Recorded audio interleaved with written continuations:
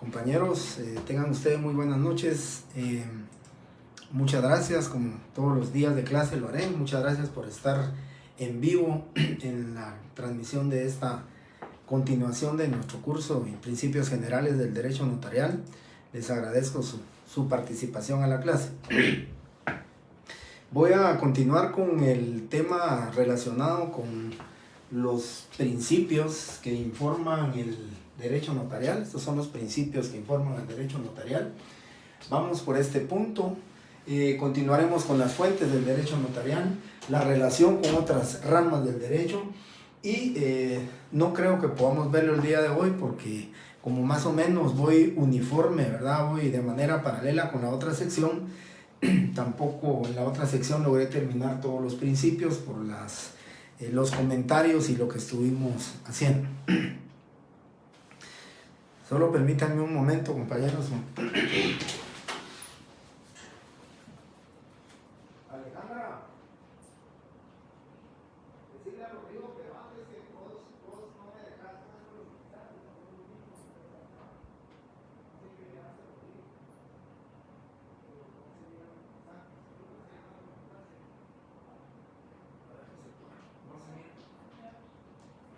mensajes. Bien, perdonen compañeros que no se me fue ahorita la parte de poder leer unos mensajes, pero voy a ver si lo logro restablecer. Les decía entonces, compañeros, que voy a comenzar voy a continuar con el tema que estábamos platicando. Me recuerdo que hablamos, el tema que estábamos hablando era el principio de la forma. Hoy lo voy a completar, ya lo voy a terminar brevemente. Y si ustedes se dan cuenta, en la clase del día viernes pasado, le agregué el principio de imparcialidad.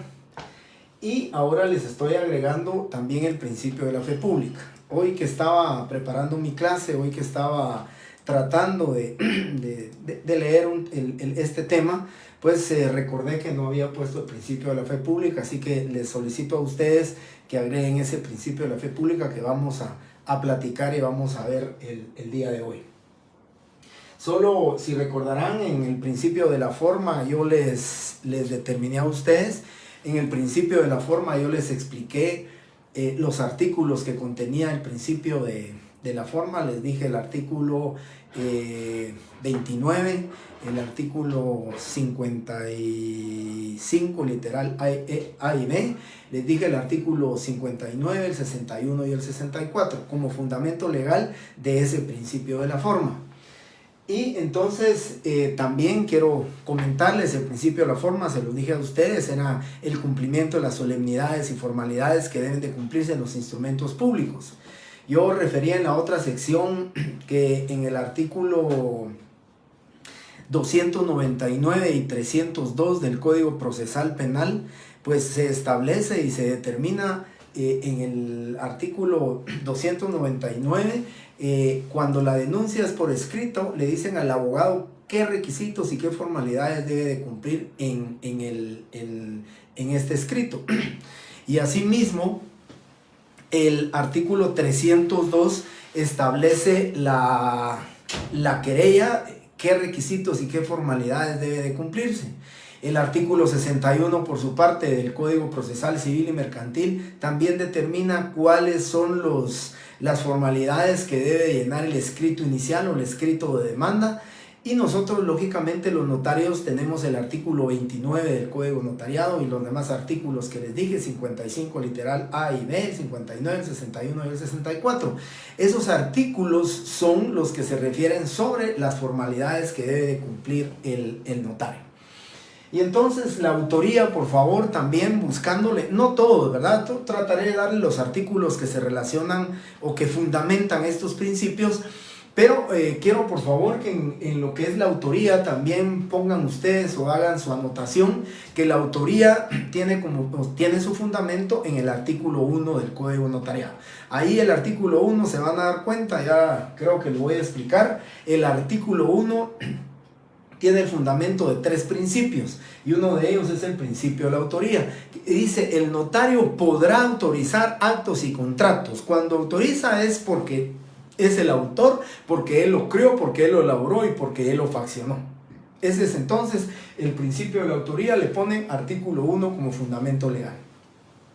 Luego el principio de la forma, que ya les dije cuáles son los artículos que fundamentan a este principio de la forma. Y luego nos vamos al principio de la fe pública. Cuando hablamos del principio de la fe pública, que les decía a ustedes que lo había omitido, solo quiero comentarles algo que lo dije el día viernes, que lo iba a decir hoy iniciando la clase.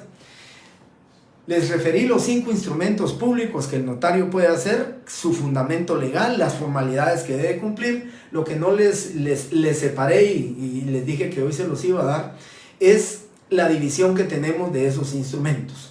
Los denominados protocolares, los denominados extraprotocolares, o también denominados fuera del protocolo o dentro del protocolo, o denominados principales y secundarios.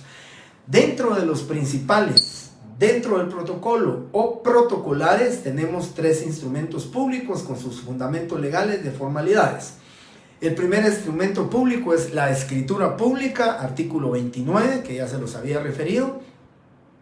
El segundo instrumento público que va dentro del protocolo, o sea, el protocolar también, es la razón de legalización de firma, artículo 59 del Código de Notariado. La razón de legalización. Y el artículo 64, que se refiere a las actas de protocolización que también van dentro del protocolo. A estos 3 instrumentos públicos que tienen sus formalidades en cada uno de los artículos que les dicté, a estos instrumentos públicos, estos 3 se les denomina principales, se les denomina dentro del protocolo o también se les denomina instrumentos protocolares. Y los 2 instrumentos públicos que van fuera del protocolo se les llaman extraprotocolares o se les denomina secundarios. Estos instrumentos públicos son las actas de legalización de firma y las actas de legalización de fotocopias de documento, artículos 55 y artículos 55 literal A y 55 literal B. Esas son las actas de legalización que dividimos en 2. De firmas y de fotocopias de documentos, legalización de fotocopias de documentos.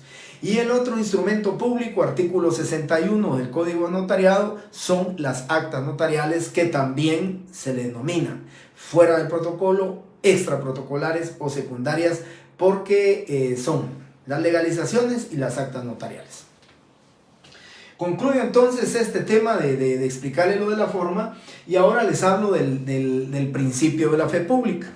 Muchos tratadistas del derecho notarial quieren determinar o han estudiado este tema, si realmente es una característica, es un carácter, si es un atributo del notario o si realmente es un principio que informa el derecho notarial.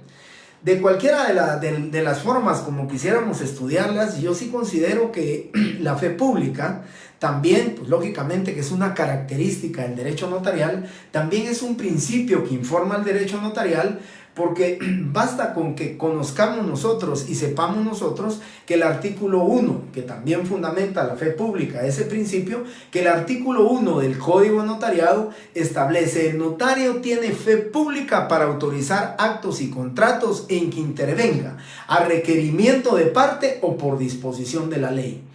Entonces este principio lo que refiere es la presunción legal de veracidad que va a tener el notario al solemnizar los actos y contratos.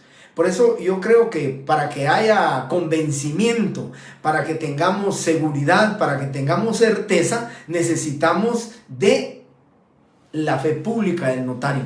Por eso culmino diciendo que el principio de la fe pública lo vamos a tener reflejado aquí en el artículo 1, que también tiene su fundamento legal en el artículo 1 del Código Notariado. Principio de fe pública, ¿verdad? Ahí dice: el notario tiene fe pública, así claramente dice: el notario tiene fe pública, artículo 1.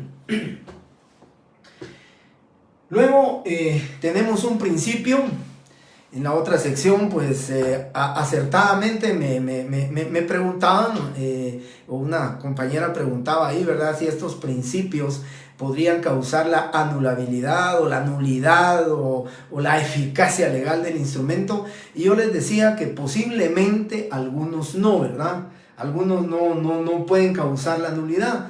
Pero lógicamente la mayoría de estos que no se cumple con estos principios pueden causar la nulidad del instrumento público por la inobservancia o la violación de cualquiera de estos principios. Y entonces les digo la unidad del acto. Este principio de la unidad del acto tiene que ver, compañeros, el artículo 29, numeral 1 al numeral 12, su cumplimiento en un solo acto. Ese artículo 29 que vamos a estar refiriendo, que da su fundamento legal para muchos, ¿verdad? Ese artículo 29, numeral 12, lo pueden poner como fundamento de la unidad del acto.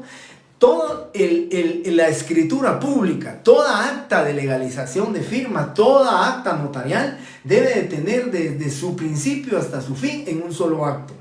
No podemos permitir, lógicamente, que en 2 o 3 actos, o como le comentaba y les comento a ustedes, había un proyecto de ley de notariado en el Congreso que desafortunadamente pues tuvo demasiadas observaciones y entonces ya no, lógicamente tendrá que presentarse un nuevo proyecto. Pero entre las innovaciones que traía este código de notariado era precisamente las circunstancias o digamos la mala práctica que los notarios todavía hacen, faltando a la unidad del acto. Pues lo que quería el legislador, o lo que quiere el legislador en este proyecto del código de la ley de notariado, era enmarcar esas circunstancias y situaciones que se hacen muchas veces. De hecho, lo quería enmarcar en jurídicamente hablando, lo quería enmarcar en ley. Y les digo la unidad del acto, compañeros, porque en ese artículo innovador que venía a cambiar la circunstancia, pues yo les decía a los compañeros que prácticamente si hubiera entrado en vigencia esa ley, si hubiera entrado en vigencia ese artículo, prácticamente tendríamos que expulsar o tendríamos que tachar este principio de la unidad del acto. Y ese artículo se refería a la firma diferida. Le permitía al notario que tenía un mes luego de faccionada la escritura para que las partes llegaran o comparecieran a firmar el instrumento público. Yo creo que es una inseguridad jurídica, yo creo que se pierde la certeza jurídica, se pierde esa unidad del acto. Lógicamente ya no existiría ese principio de la unidad del acto, solo me voy a referir a un solo instrumento público. Pero la verdad, compañeros, es que lo que permitía ese artículo era, y les puedo decir y se los comento, muchos han violentado ese principio de la unidad del acto, pero lógicamente con el extremo peligro de una responsabilidad de orden penal para el notario si no cumple con este principio de la unidad del acto.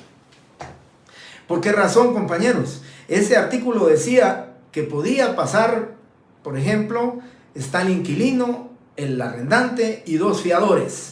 Que podía pasar hoy el inquilino, mañana el arrendante y 2 días después el fiador, o en el plazo de un mes podían pasar los fiadores a firmar la escritura pública. Se perdía la unidad del acto.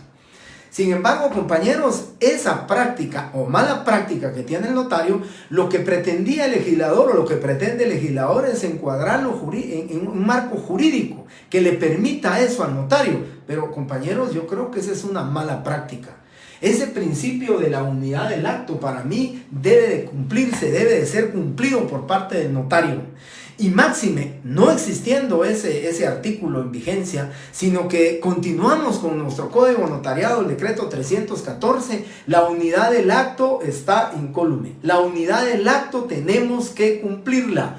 Recuérdense que la unidad del acto significa que desde el número de la escritura pública, artículo 29, numeral 1, hasta la firma del notario precedida de las palabras ante mí, hasta ahí es obligación del notario que en un solo acto se haga el instrumento público. Compañeros, no es posible que le digan al notario, miren, me voy a llevar el protocolo para Suchitepeques, luego paso a Retabuleo a recoger la firma de los dos fiadores y cuando venga de regreso paso a Escuintla a recoger la firma del inquilino. Eso, ahí no hay unidad del acto. No puede decirse, se desprende esa unidad del acto del principio porque el notario está obligado al cumplimiento de la unidad del acto. ¿Y bajo qué pena? De una responsabilidad penal por falsedad. Imagínense ustedes violentar ese principio de unidad del acto, que el notario no lo haga en un solo acto, compañeros, cuando solo hay un artículo, ahorita se los voy a leer, que sí establece el testamento debe de hacerse en un solo acto y el notario así lo deberá hacer constar en el contenido del testamento. Imagínense ustedes, compañeros, que la persona que 2 días después firmó en Escuintla estuviera de viaje en esos días o en esos 2 días y le ponemos fecha 7 de febrero y la firma de la persona fue el 10 de febrero, el día que regresó del extranjero, con una certificación de movimiento migratorio, él puede demostrar que hubo falsedad material porque nunca pudo haber estado presente el 7 de febrero porque se encontraba fuera de Guatemala. Sin embargo, el notario con su firma y las palabras precedidas ante mí está dando fe pública que en su presencia se hizo. La demostración, una prueba de certificación de movimiento migratorio es más que prueba suficiente para demostrar la falsedad material que el notario hizo, ¿verdad? Entonces, por eso, el principio de la unidad del acto debe de cumplirse, compañeros. Debe de hacerse desde que tengo a las partes presentes en mi notaría. En la escritura número 1 se fracciona, firma el comprador, firma el vendedor y lógicamente la firma del notario precedida de las palabras ante mí, tal y como refiere el artículo 29, numeral 12 del Código de Notariado. Ahí lo van a encontrar ustedes. Entonces ponemos como fundamento legal de la unidad del acto, artículo 29 completo, ¿verdad? Ahí tenemos que cumplir el instrumento público, su fraccionamiento. Y también vamos a referirnos al artículo 42, numeral 8. El notario dice, hará constar que el testador, los testigos, los intérpretes en su caso y el notario firmen el testamento en el mismo acto y así lo deberá hacer constar en la escritura del testamento. Obligatoriamente lo debe hacer constar. Entonces, eso significa que lo que se está protegiendo, compañeros, es que estén presentes, que en un solo acto todos los otorgantes se encuentren presentes para que firmen el instrumento público.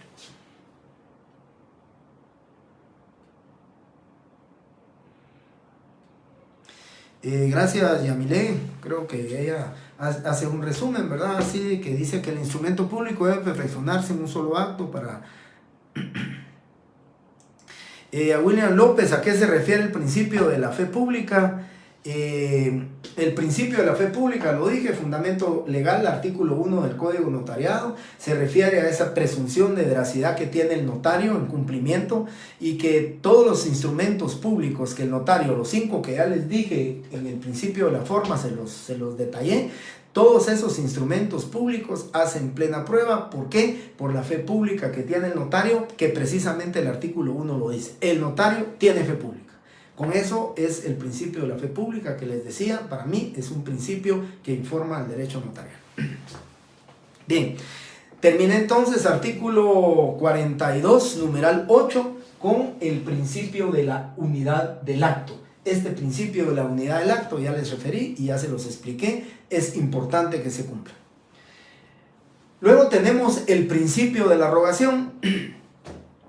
El principio de la rogación está también contenido, tiene su fundamento legal en el artículo 1 del Código Notariado. ¿Sí?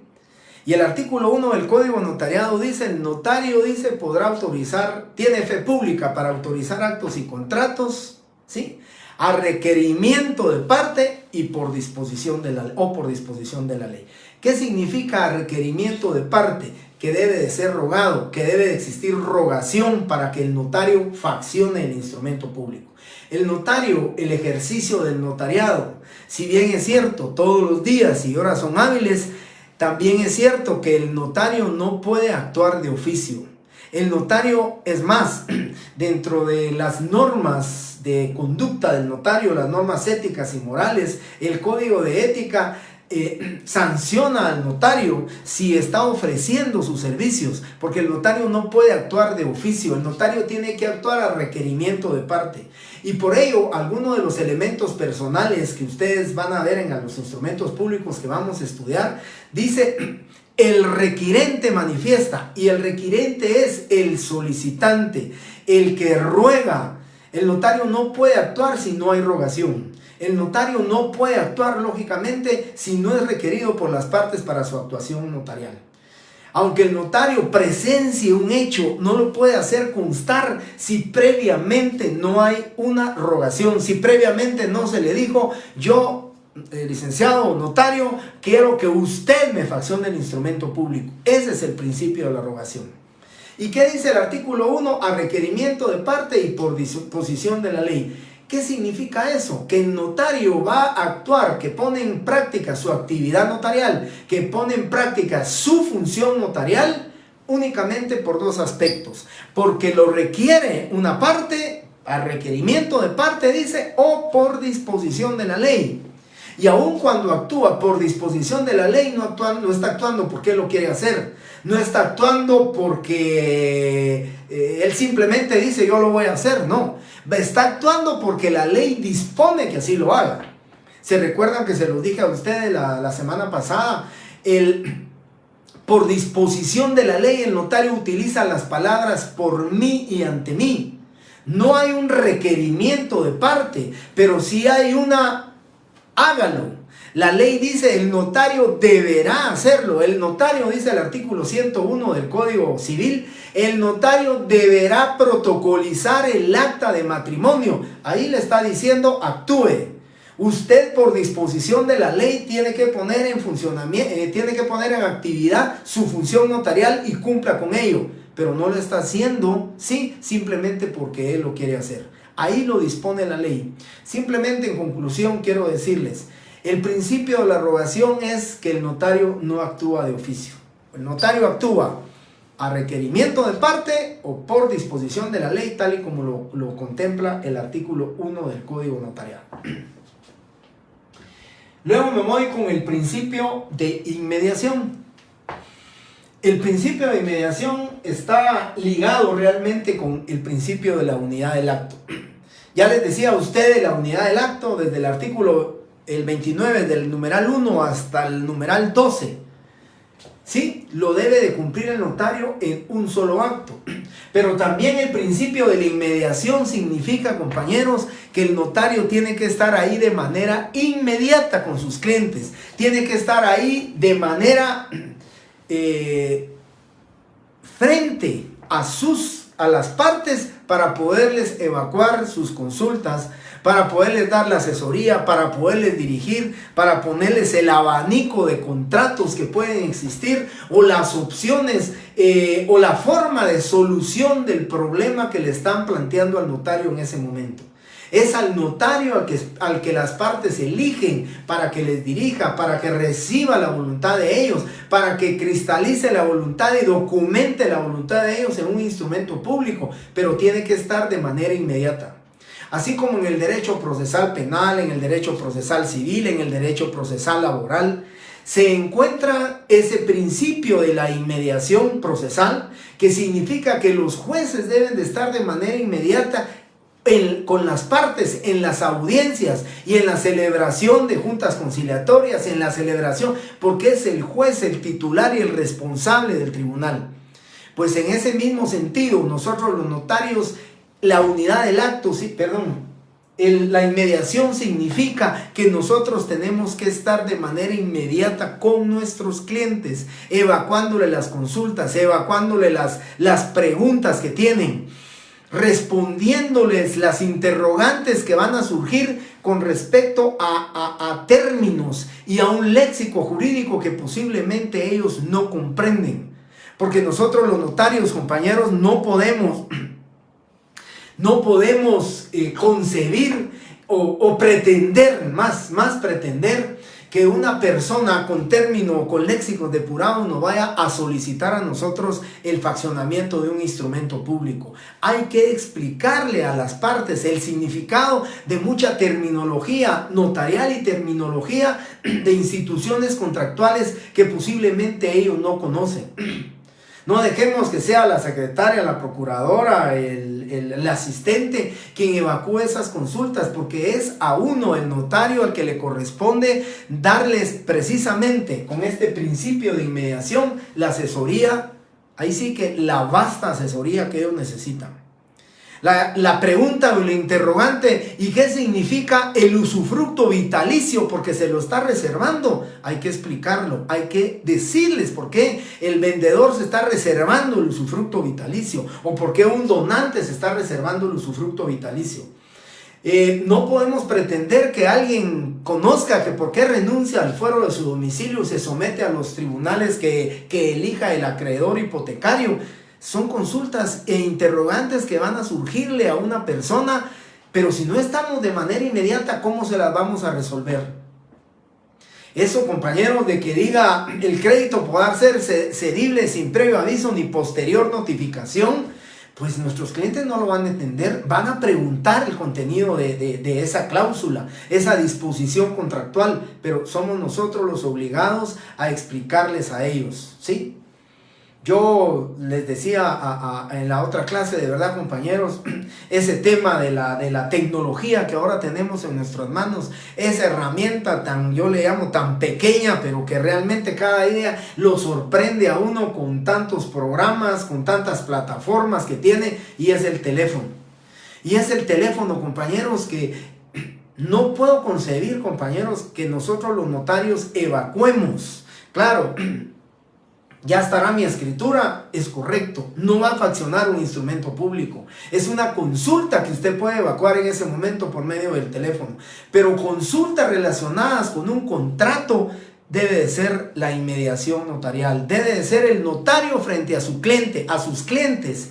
No puede ser por medio de teléfono. Ahora tenemos para mí, ahora tenemos esa plataforma del Zoom, tenemos la plataforma de las videollamadas por el teléfono celular, pero aún así, compañeros, yo siento que no podemos evacuar las audiencias, las consultas que tienen las personas, porque yo creo que eso es percibir. Para que ustedes puedan saber qué es lo que las partes quieren, qué es lo que las partes solicitan a usted, tienen que estar de manera inmediata con sus clientes. Yo decía, compañeros, imagínense qué frustrante puede ser para un cliente que llame por teléfono a su notario, y el notario pues posiblemente con esa inseguridad que existe, pensando en si le van a robar su teléfono, si ya va a dar semáforo verde, o pensando en no sé qué otras cosas, y va a evacuar una consulta por teléfono. Imagínense qué frustrante para alguien. Le dice: licenciado, hay un mandato, ¿me puede hacer la compraventa por medio de un mandato? Sí, no tenga pena, lléguese a la tarde, compran el cheque, llega el vendedor, ya se reúnen para hacer la escritura de compraventa. Pero lo que nunca preguntó el notario, porque no lo tuvo a la vista, es analizar el contenido del mandato. Si el mandato no tiene cláusula para poder vender el inmueble o para poder disponer de cualquier forma de los bienes del mandante, no sirve el mandato, no produce efectos el mandato. Compañeros, hay que decirle al cliente que no se va a poder hacer. Pero ¿por qué evacuó esa consulta, ese interrogante por medio de un teléfono? Porque no hubo inmediación. Para mí no puede cristalizarse el principio de inmediación notarial por medio del teléfono. Nosotros tenemos que poner en funcionamiento todos nuestros sentidos. Tenemos que percibir cuál es la intencionalidad de nuestros clientes sobre el contrato o sobre el documento o sobre el negocio que la parte desea realizar. Así que el principio de mediación notarial, compañeros, es importantísimo. Yo les comento, no sé si todavía esté, pero hace unos años que estuve en unas conferencias en Costa Rica, me contaba un notario que ahí hay obligación del notario que se encuentre como mínimo 2 horas en su notaría, que preste precisamente este principio de inmediación directamente para con sus clientes. No puede estar evacuando consultas o interrogantes por medio del teléfono, por medio de la secretaria o por medio de la procuradora. ¿Sí? Este es el principio de inmediación, que el notario tiene que estar de manera inmediata con sus clientes para explicarles, dirigirles, asesorarles y ponerle lógicamente yo creo, la variedad de opciones que puede tener el cliente para poder resolver el problema jurídico o el problema documental que le están presentando. Bien, termino entonces con el principio de inmediación. Para mí el principio de la inmediación también debe de documentarse, o si ustedes quieren fundamentarse, en el artículo 29, numeral 12. Ahí dice el notario: leo lo escrito, lo ratifican, aceptan y firman.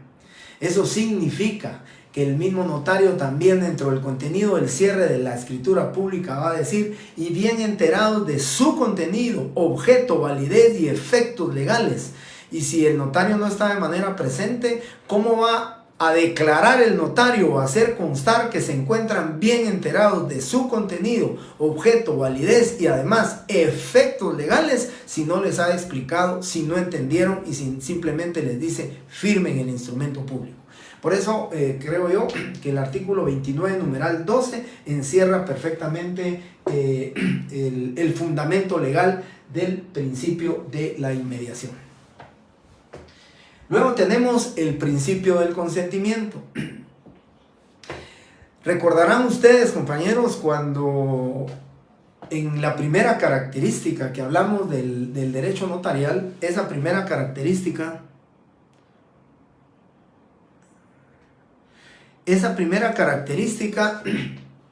dice: el derecho notarial actúa dentro de la llamada fase normal del derecho, en donde no existen derechos subjetivos en conflicto. ¿Cuál es el significado? El consentimiento. Ese es el significado que tiene precisamente esa parte final, ¿verdad? Donde dice que las partes firmarán el instrumento. Hay un acuerdo de voluntades, hay voluntad de las personas que se le expresan al notario para que se pueda celebrar el acto o el contrato. Ese es el principio del consentimiento. Si no existe acuerdo de voluntades, pues definitivamente no va a poder firmarse el contrato. Eso le corresponderá, lógicamente, a hacerlo a un abogado cuando haya un pleito, cuando haya una discusión. Pero el notario actúa dentro de la llamada fase normal del derecho, sí, donde no existen conflictos, derechos subjetivos en conflicto. Solo pensemos algo: ¿cómo manifestamos nosotros nuestro consentimiento? Pues nosotros en Guatemala, nuestra legislación, artículo 29, numeral 12, artículo 31, numeral 6, tomen nota como fundamento del principio del consentimiento. Tomen nota, compañeros, nosotros todavía estamos con la firma manuscrita, con la firma gráfica. La forma gráfica de demostrar nosotros nuestro consentimiento, nuestra aceptación, nuestro acuerdo de voluntades es a través de la firma. Una firma que nosotros vamos a hacer manuscrita. El notario la recibe, lo dijimos, unidad del acto, lo dijimos, inmediación, y lógicamente el consentimiento se ve reflejado, se ve iluminado a través de la firma de todos los otorgantes. Y es que el artículo 31, numeral 6 dice claramente: hay nulidad, hay nulidad de la escritura pública por la omisión de los requisitos esenciales. Y es requisito esencial del instrumento público la firma de todos los que intervienen en el acto o contrato. Si no hay consentimiento unánime, el notario no puede autorizar el instrumento público. Y piensen algo más: el artículo 1251 dice: para que el negocio jurídico sea válido, requiere de 3 elementos, ¿sí? Capacidad legal de las partes, que el objeto sea lícito y, subrayo, ¿verdad?, con caracteres mayúsculos, esto, ¿sí? Que el consentimiento no adolezca de vicios. ¿Qué significa? Que tiene que haber un consentimiento expreso y que no adolezca de vicios. Y el 1301 también dice, hay nulidad del negocio jurídico cuando no reúne esos requisitos que acabo de mencionarles a ustedes. Por eso, compañeros, el principio del consentimiento es necesario. Piensen que está el inquilino, está el arrendante, está el fiador. En el momento que le quiten el lapicero al fiador y ya no firme, el notario tiene que abstenerse de autorizar ese instrumento público. ¿Por qué? Ya no hay consentimiento. El principio del consentimiento se perdió, no puede haber actividad notarial, no puede haber función notarial porque el notario lógicamente no cumple con su principio del consentimiento. Artículo entonces 29, su parte final, ¿verdad? Artículo 31 también, numeral 6. Luego venimos y les hablo del principio de la seguridad jurídica. Este principio de seguridad jurídica, compañeros, también está en la característica número 2. Dice, confiere certeza y seguridad jurídica de todos los actos, hechos y actos solemnizados en presencia del notario y que el notario documenta en los instrumentos públicos. Ese principio de seguridad jurídica tiene su fundamento en el artículo 2 de la Constitución Política de la República de Guatemala y también esa seguridad jurídica tiene su fundamento en el artículo 186 del Código Procesal Civil y Mercantil. ¿Qué dice ese artículo? Que todos los documentos autorizados por notario o por funcionario en el ejercicio de su cargo hacen plena prueba. Y esa certeza jurídica es por la cual nosotros elegimos a un notario. Por esa certeza jurídica, por esa seguridad jurídica que nosotros la vamos a documentar o a solemnizar en ese instrumento público, por eso vamos en búsqueda del notario. La seguridad jurídica dice el artículo 2 de la Constitución Política, el Estado, dice, deberá proteger y darle seguridad a sus habitantes. Y eso significa la seguridad física, ya lo decía en la otra clase. Pero en el caso nuestro, somos nosotros los notarios los que estamos obligados a darle esa certeza y seguridad jurídica a esas relaciones contractuales, a esas relaciones entre los habitantes, entre los particulares, entre los comerciantes, porque precisamente por eso van en búsqueda de un notario. ¿Cuál es el fin inmediato de un comprador? ¿Cuál es el fin inmediato? Que su escritura pública produzca los efectos registrales, que vaya al registro de la propiedad ese instrumento, ese testimonio de ese instrumento, y que produzca la traslación de dominio que el comprador busca. Ese es el fin inmediato del comprador. Y el fin inmediato del vendedor también es desprenderse de su patrimonio por la entrega y el pago de la cosa o del inmueble. Ese es el fin inmediato. Que posiblemente estemos hablando también de esta seguridad jurídica, porque precisamente a futuro cualquier inconveniente que sucediera, cualquier inconveniente que se produjera con respecto a esa compraventa, ese instrumento público, ese documento público nos va a dar a nosotros el fundamento, la prueba preconstituida de una obligación por parte del vendedor de el saneamiento por vicios ocultos o el saneamiento por evicción. Pero esa certeza y seguridad jurídica va a ser con un fin no inmediato, va a ser a un fin inmediato. La protección, la seguridad jurídica, la prueba anticipada, la prueba preconstituida, eso es lo que nosotros buscamos a un notario. ¿Por qué? Porque queremos ponernos, ¿sí?, ese manto de seguridad jurídica, de protección jurídica, porque solo el notario lo va a poder hacer, porque solo el notario tiene precisamente las facultades por delegación del Estado, la fe pública, para darnos certeza y seguridad jurídica. Principio de autenticación. Voy con el fundamento legal de este principio de autenticación. Ahorita les explico este principio de autenticación. El principio de autenticación, por favor, ponen el artículo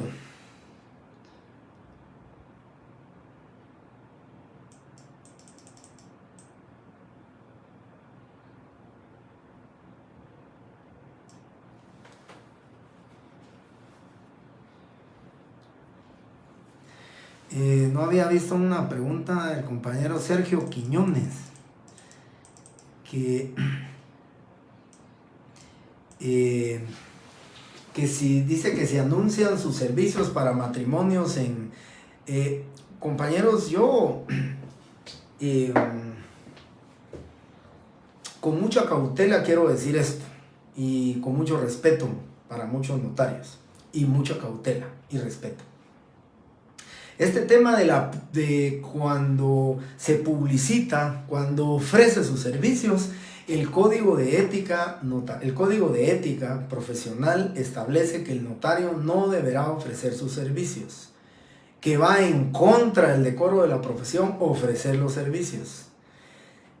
Creo que hace muchos años atrás lo que posiblemente se le permitía al notario eran sus tarjetas de presentación para darse a conocer.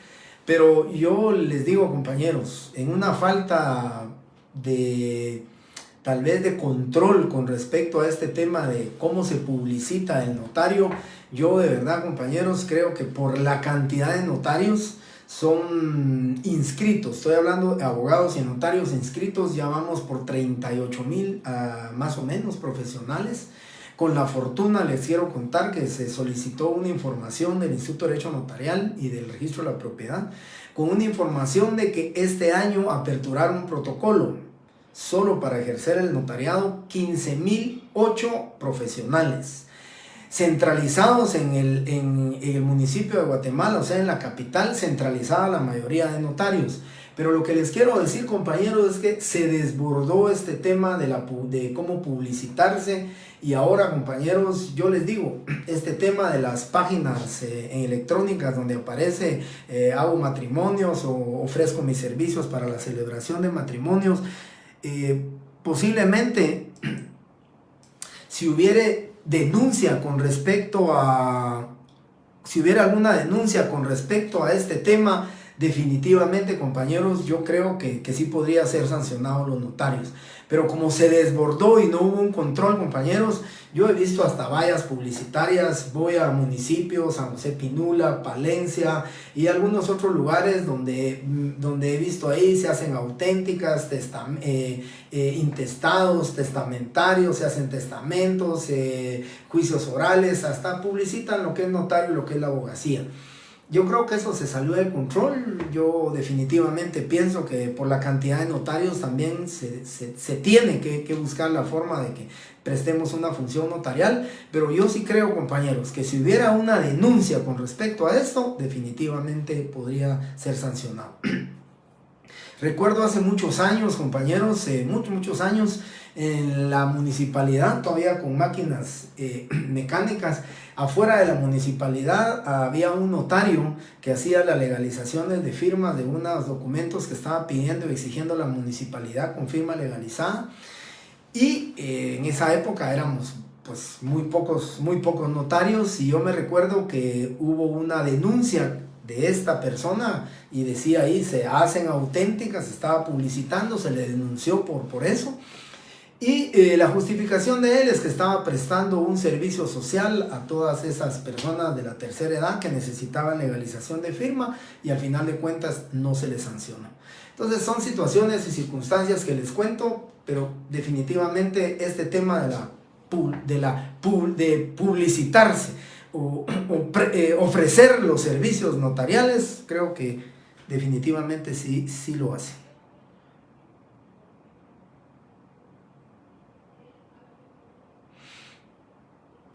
El artículo de la seguridad jurídica, creo que ya la contestó un compañero ahí, 186 del Procesal Civil y Mercantil y el 2 de la Constitución Política. Bien,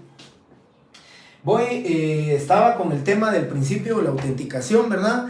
El principio de la autenticación, compañeros, es, les decía, la firma del notario precedida de las palabras ante mí. Y voy a explicar por qué no agrego sello. La autenticación es, si quieren fundamento legal, artículo 29, numeral 12, en su parte final, donde dice firma de los otorgantes y firma del notario precedida de las palabras ante mí. Y asimismo dice el artículo 31, numeral 6, dice que es requisito esencial, dice, la firma de todos los que intervienen en el acto o contrato. Eso significa que el notario interviene en el documento porque está faccionando el documento, y entonces ese es el principio de la autenticación. Hace mucho tiempo, no me lo preguntaron a mí, se lo preguntaron a un profesor en una conferencia que hubo. Le preguntaban a un profesor qué sucedía, imagínense ustedes este tema, qué sucedía si el notario, antes de firmar, ya habiendo puesto el ante mí, si el notario fallecía y no firmaba el instrumento público. Pues lógicamente, compañeros, aquí ese principio de la autenticación se perdió, porque el principio de la autenticación únicamente, ¿sí?, lo va a crear, únicamente lo hace el notario con su firma, ¿sí? Ahí lo está haciendo.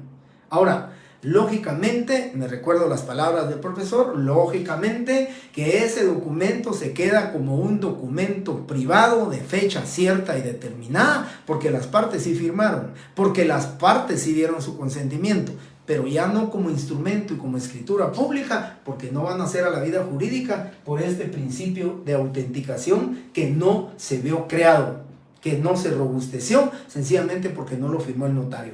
Pero el principio de la autenticación, entonces, es la firma del notario, firma, y yo les quiero decir algo. En los instrumentos públicos, que ya se los dije, protocolares, que van dentro del protocolo, no es obligatorio el sello. La ley no obliga a sellar los instrumentos que van en hojas de papel sellado especial para protocolos, que van dentro del protocolo, no es obligatorio para el notario. Sin embargo, los que van fuera del protocolo, actas de legalización de firma y de fotocopias de documentos, así como las actas notariales, el principio de autenticación se va a ver robustecido. ¿De qué manera? De firma y sello, los que van fuera del protocolo.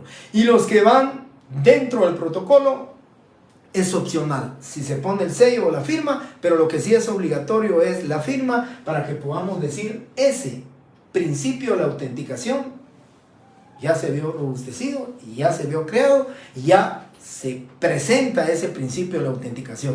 Es la firma y sello del notario. Ese es el principio de la autenticación.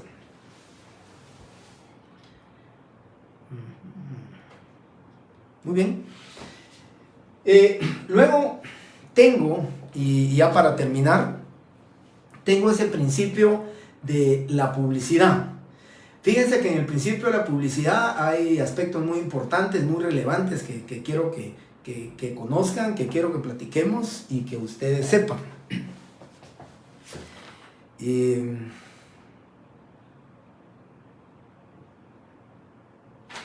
Bien, dice artículo 22, ese va a ser el fundamento del principio de publicidad. Artículo 22, y lo voy a leer y lo analizamos.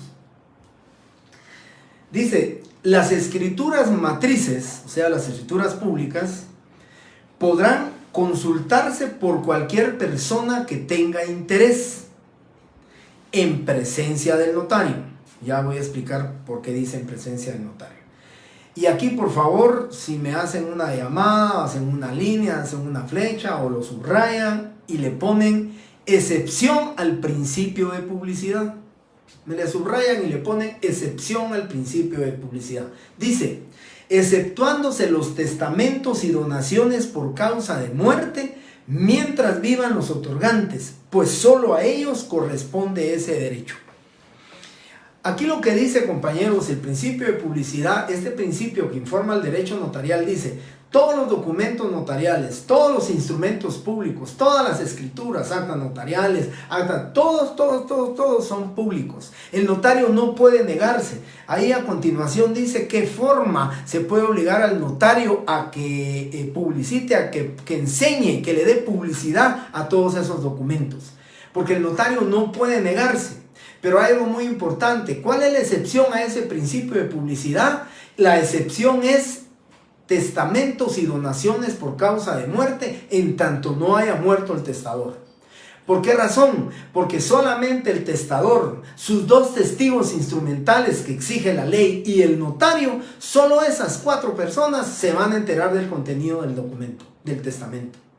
Y entonces hay una excepción a ese principio porque no se va a poder enseñar. Y precisamente si ustedes retroceden en la lectura a este artículo, dice: en presencia del notario podrá exhibirse las escrituras matrices. ¿Pero por qué? En salvaguarda y protección precisamente de la excepción a ese principio de publicidad. Porque cualquier persona con, pues decir, ¿verdad? O con el argumento de ir a decirle al notario que quiere buscar una escritura pública dentro del protocolo, lo que puede ir a hacer es precisamente a buscar un testamento o una donación por causa de muerte para enterarse del contenido del mismo. Por eso la ley exige que cuando el notario presente, que cuando el notario enseñe el protocolo, sea en su presencia, para que él esté protegiendo esa excepción al principio de publicidad. Hasta que muera el testador, puede entregarse copia del testamento. Y hay un artículo más que nos da el fundamento a esta excepción al principio de publicidad, que también, por favor, si me hacen favor, lo apuntan. Artículo 75 del Código Notariado. Mientras viva el otorgante de un testamento o donación por causa de muerte, solo a él podrá extenderse testimonio o copia del instrumento.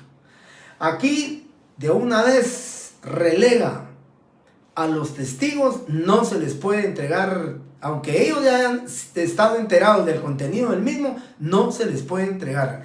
Dice: mientras viva el otorgante de un testamento o donación por causa de muerte, solo a él se le puede entregar testimonio o copia del instrumento. A petición de él se le puede entregar. Pero ¿qué sucede? Se está protegiendo esa excepción al principio de publicidad.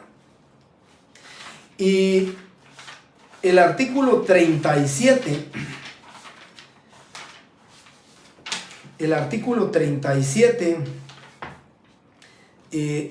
ustedes lo vamos a ver más adelante, no es materia ni objeto ahorita de la clase, pero ustedes se van a...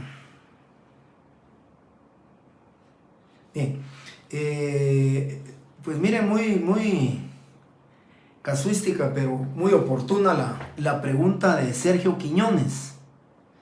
Voy a adelantarme a la pregunta de William López: ¿cuál era el principio de autenticación? La firma y sello del notario en los instrumentos públicos, precedida de las palabras ante mí. Ese es el principio de la autenticación, el notario se lo da.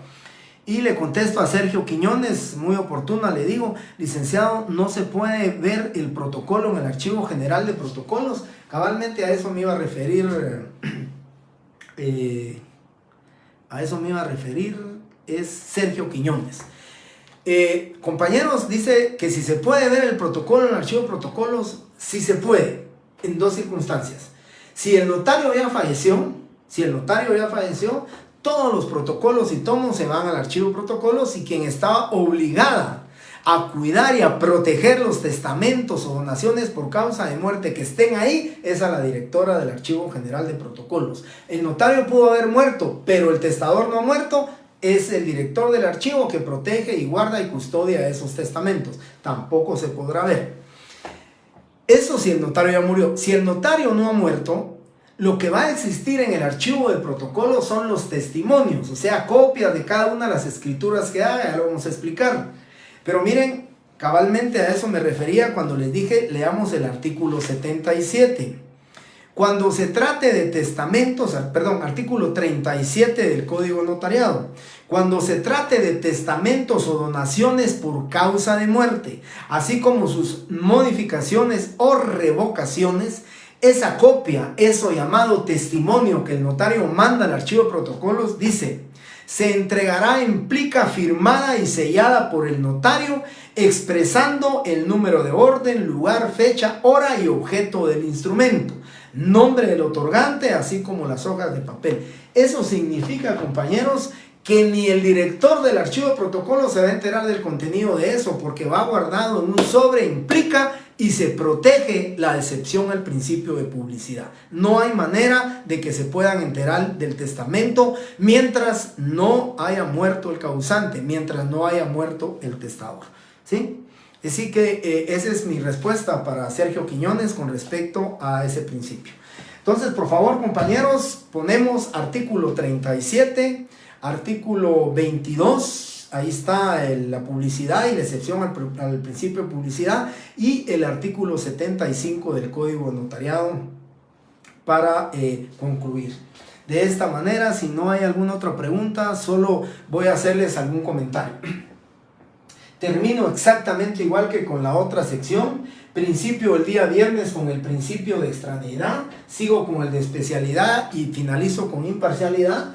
Y luego miraremos las fuentes, relación con otra rama, los sistemas notariales, que ya los vamos a platicar, que es importante que los conozcamos. Y vamos afortunadamente avanzando muy bien, vamos con la expectativa de ir cubriendo todos estos puntos del programa antes de su primer examen parcial. Afortunadamente vamos bien, ya el punto número 2 del programa ya se los envía a ustedes a su correo, ya lo tendrán ustedes para que lo puedan estudiar y analizar. Bien, antes de, bueno, les agradezco estar en la clase, pero antes de terminar la clase y darles las buenas noches correspondientes, solo quiero hacer algún comentario. En Google Meet, según me contaron algunos profesores que están haciendo, ya no tienen la opción de poder dejar grabadas las clases. No sé si es por algún problema o por alguna petición o solicitud. Con los profesores de Derecho Notarial y algunos otros profesores, no solamente Derecho Notarial, hemos estado platicando y comentando el fenómeno que se está dando con muchos alumnos. No me estoy refiriendo a ustedes porque ustedes están presentes y están en la clase. Pero el fenómeno que se está dando, compañeros, es que les está haciendo mucho más fácil el grabar las clases y verlas posteriormente, y ya no hay una inmediación de la docencia, de estar ustedes presentes en la clase, por lo menos de manera virtual. Yo decía en la otra sección, estoy monitoreando el día viernes, lo voy a hacer hoy y este viernes que viene. He estado monitoreando, pero les cuento, a mí me daba mucha motivación y me daban motivo de mucha satisfacción cuando daba clases presenciales, 150, 180 alumnos los días viernes, a pesar de que en época de marzo pues teníamos casi un baño sauna, pero ahí estábamos en la clase. Ahí sentía yo la presencia de los alumnos, podía ver, me interactuaba y podía ver la expresión de los ojos, la expresión, un asentamiento, asentía la cabeza o sencillamente había una negativa, y yo podía realmente determinar cuál era la percepción que tenían con respecto a los temas que platicábamos. Desafortunadamente, compañeros, les contaba en la otra sección, 146 alumnos se conectaron en ambas secciones el día viernes. Entre las dos secciones la sumatoria me dio 146 alumnos de 537 alumnos que tengo. Su significado es que lo que están haciendo es graban la clase, o como se queda grabada dirán, bueno, la miro después. Si no hay una secuencia se pierde el tema este. Entonces, compañeros, tendríamos que regresar a la parte presencial, no sé para cuándo, pero mi exigencia para con ustedes es que aprendan, y lo que yo quiero es que aprendan. No es a ustedes, lógicamente a lo que les estoy puntualizando mi sentir, de sentirse uno un tanto frustrado de tener solo 146 alumnos de 537, cuando en clases presenciales yo tenía 500 alumnos y de verdad me llegaban 400 alumnos entre las dos secciones que yo tenía. Entonces el resultado va a ser el siguiente, y yo sé que la petición se vendría de ustedes, y tal vez a los que voy a perjudicar es a ustedes, pero no los voy a perjudicar porque ustedes están viendo la clase en directo, la transmisión, y están tomando nota, y algunos que yo hablo en clase, por ejemplo el tema del surupeto, por ejemplo, eso no lo van a encontrar ustedes en libros. Pero compañeros, entonces, si para el día viernes me quedo, hoy voy a ver cuántos tuve, si para el otro día viernes me quedo con 150 alumnos por clase, por las dos clases, el día lunes les doy la decisión que voy a tomar, que un día voy a dejar el video y lo voy a borrar, porque de alguna manera no los puedo obligar, ¿verdad? Pero de alguna manera, pues quiero motivarles a ustedes para que estén presentes en la clase en vivo. Muchas gracias, compañeros. Solo voy a contestar 2 preguntas de Solís Román. Licenciado, ¿quiénes son los autorizados para abrir las plicas después del fallecimiento del testador? Bien, el artículo 86 del Código de Notariado dice que cuáles son las atribuciones del director del Archivo General de Protocolos. Si el notario está vivo, el que hizo el testamento, el único que podría en todo caso abrir la plica, pero eso, él ya tiene el testamento, no va a ser él. Así que el único que está facultado para abrir la plica que contiene un testamento es el director del Archivo General de Protocolos. Y siempre y cuando él le lleven su certificación de partida de defunción donde se demuestre que el testador ya falleció, le pueden entregar el testimonio de ese testamento para que él ya pueda inscribirlo en los registros correspondientes y poder iniciar su proceso sucesorio testamentario. Es el único facultado para que lo abra y siempre y cuando se le demuestre la muerte del testador. Y Stanley Castañeda dice, si el testador o el notario son declarados ausentes y al pasar de los años aparecen, ¿qué pasa con el principio de publicidad en cuanto a testamentos y donaciones por mortis causa? Ya, voy primero con el testador. Si el testador es declarado ausente, obligatoriamente recuérdense que existe la otra institución llamada muerte presunta. Una vez declarado ausente, transcurridos los 5 años que tiene como requisito la ley, la persona, el testador, es declarado muerto presunto, entonces se inscribe su partida de defunción y ya con eso pues prácticamente ya se puede demostrar la muerte del testador y ya se puede llamémosle los llamados a la sucesión testamentaria o a la sucesión intestada son los que le irán a pedir al notario el testamento, ¿verdad? Ahora, mi respuesta, sigo. Si el notario es declarado ausente, miren, aquí hay una situación muy importante y un poquito compleja, ¿verdad? Que es diferente a cómo les contesté yo con el testador. Eso es diferente. El testador lo declararon muerto presunto y se terminó. En el tema del notario es diferente. Aquí si se le declara ausente, compañeros, no es necesario declararlo como muerto presunto. Si se le llega a declarar ausente al notario, hay algo muy importante, ya lo vamos a ver porque en el Código Notariado van a ver que vamos a ir hablando de todos estos temas y ustedes van a ir preguntando. Pero dice la ley que si el notario se va por más de 1 año fuera de Guatemala, tiene que dejar el protocolo al director del archivo. Pero si se va por menos de 1 año, se lo deja a otro colega. Y si no se lo dejara, cuando nosotros abrimos el protocolo cada año, nombramos a un depositario de nuestro protocolo. Si a mí me declararan ausente, no me encuentran y este licenciado no, entonces llamarán al depositario que yo nombré y a él estará obligado como depositario a que entregue el testimonio del testamento siempre y cuando le demuestren que el testador ya murió. Ahí sí, definitivamente la ley, con mucha fortuna, ¿verdad? La ley ha protegido todos los caminos que pudieran cerrar en el tema del testamento, así que no hay que preocuparse.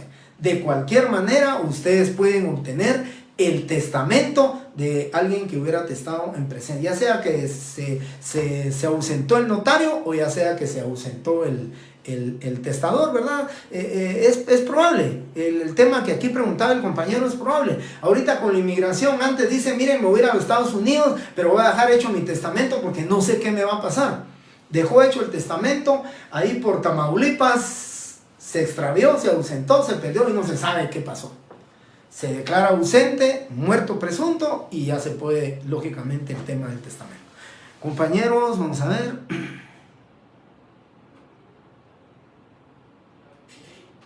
¿El depositario debe ser obligadamente un notario o puede ser el depositario única y exclusivamente el depositario tiene que ser un notario? No puede ser ninguna persona les voy a leer.